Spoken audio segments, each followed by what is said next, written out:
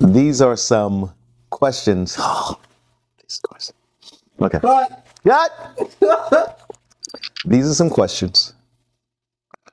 These are some questions, or my favorite words, queries for the dog from previous workshops. Everything that I want, I can have this shit. And can't nobody stop me but me. One query for the doc. With God playing. Bro, I How promise did you you gotta get believe. started?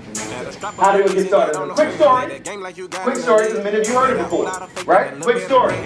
So I spent over 17 years in banking. That's why I still dress like this. I can't help myself. First query is, what is the time you felt most satisfied in your work? That's a good question. So I would probably have to say when I completed a workshop, and this was, I forgot which state this was, but I completed a workshop, and there, as I completed the workshop, instead of the direct support professionals wanting to get out of there, there was a long line of questions for me, different types of questions. And for me, it felt that they really understood it, they connected, and they were engaged to it. Next question. Wow. Low EQ moment. Okay, I have a few of those, but for this purpose, I will share with you.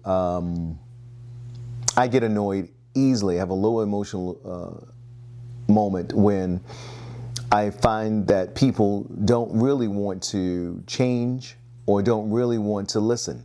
They'll ask you a question or they'll ask for advice and they really don't want to change. So I get frustrated and then I get turned off and I shut down. So for me, I have to continuously learn to regulate that and manage that a lot better. Wow. What is your biggest challenge?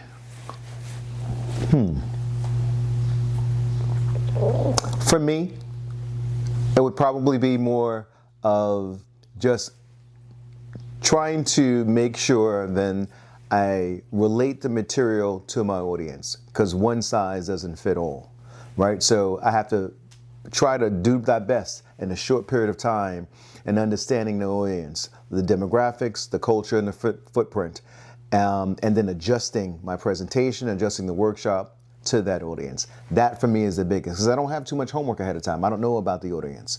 So at the time I have to adjust fast because I only have a short period of time. So that would probably be my biggest challenge.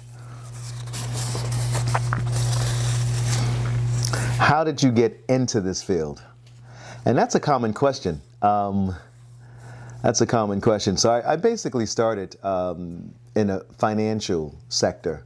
And after years and years of layoffs and laying off employees, and I said, listen, this is definitely not for me. And I wanted to do something and work for an organization or work for an agency that had mission and vision, right? Had a purpose and not just financial purpose, giving back, some added value. I interviewed for this role, a head of HR role, in a global agency, non-for-profit agency, and I didn't have too much non-for-profit experience, and I was told that I have to work with DSPs, direct support professionals. I have to work with employees in that field, and for me, it was probably the most impactful and profound, because you do so much. You have to do so much in this field with so little. And it's really not an area for those who really don't want to do it and be compassionate. You have to be compassionate and empathetic, and also patient.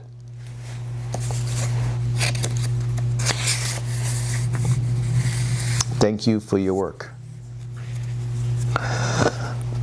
So, I don't know how to address this, but I'm going to do the best I can. When you said thank you for your work, and I'm really grateful that I have the opportunity to make an impact on every level, especially the level of the entry-level employees who take care of people in the IDD field, right?